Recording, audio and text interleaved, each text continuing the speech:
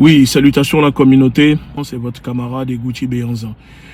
Je fais cette vidéo pour répondre très rapidement au petit bonhomme Macron-Poléon, président de la République française. Parce que ces derniers temps, le Mali, le gouvernement malien, les militaires ont pris des décisions qui ne plaisent pas du tout à l'impérialisme français. Et donc, nous avons tous suivi les déclarations de Macron. Macron a dit que sans la France, le Mali serait aux mains des terroristes. Parce que pour eux, ils ne sont pas contents de voir les Russes, Wagner, etc.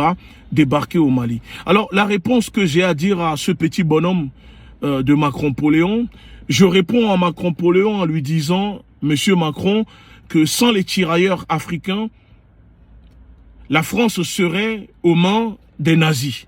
Parce que vous étiez bien content, la France, de voir les tirailleurs africains et aussi des Russes venir vous délivrer des nazis. Parce que quand les Russes sont venus vous délivrer avec les Africains des nazis, ça ne vous dérangeait pas que la Russie puisse venir intervenir ici en France pour aider les Français contre les nazis avec les Africains, là où les Français collaboraient pour exterminer les Juifs, etc. Donc aujourd'hui, pourquoi ça vous dérange, monsieur Macron-Poléon, président de la République française, que les Russes puissent aller aider le peuple malien à se débarrasser de ces petits bonhommes terroristes que vous financez, que vous armez pour déstabiliser le Mali?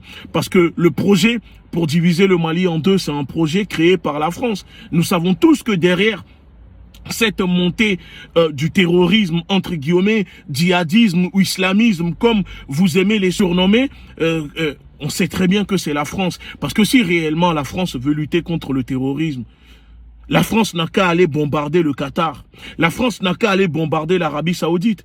Mais nous savons que c'est l'inverse. La France finance, la France vend des armes à ces pays qui financent le terrorisme et l'islamisme sur le continent africain. Donc, soyez un peu cohérents, monsieur Macron-Poléon. Vous prétendez lutter contre le terrorisme, mais vous êtes alliés à des pays qui financent le terrorisme et l'islamisme. Et nous le savons aussi que l'arrivée des Russes sur le continent africain, au Mali, fait que les Américains vont se retirer. Et si les Américains se retirent au Mali, nous savons tous que la France deviendra orpheline. Nous savons tous que la France sera aveugle parce que c'est grâce aux renseignements des Américains, c'est grâce aux équipements des Américains que aujourd'hui la France peut se permettre de dire aux gens que en Afrique qu'elle est une puissance militaire. Parce que la plupart des équipements de l'armée française ne fonctionnent pas et tombent tout le temps en panne. Les chars que vous utilisez au Mali, la plupart sont fabriqués dans les années 1960, ne fonctionnent même plus. Nous le savons tous qu'il y a un problème aujourd'hui au sein de l'armée française. Alors, sachez-le que monsieur Macron, le peuple malien est souverain. Le peuple africain est souverain. Et ce n'est pas à vous de décider à la place des Maliens. Si cela vous dérange, vous prenez vos armées, vous prenez vos militaires et vous quittez le Mali. C'est la majorité du peuple malien et les Africains vous demandent. Donc, cessez de nous enquiquiner, cessez de nous déranger si vous êtes au bord de l'apoplexie parce que vous êtes en train de voir les Russes débarquer au Mali. Nous disons bienvenue aux Russes tant que les Russes permettront de chasser les hommes que vous utilisez pour déstabiliser le Mali. Nous ne demandons pas un nouveau maître.